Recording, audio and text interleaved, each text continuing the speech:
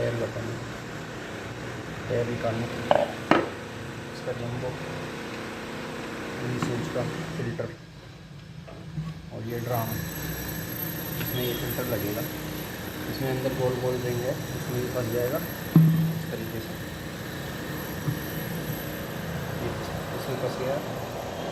और ये वाली जो रबड़ है वो पानी का लीकेज रोकने के लिए काम करता है। अब हम इसमें कस देते हैं, इसमें कस देता हूँ।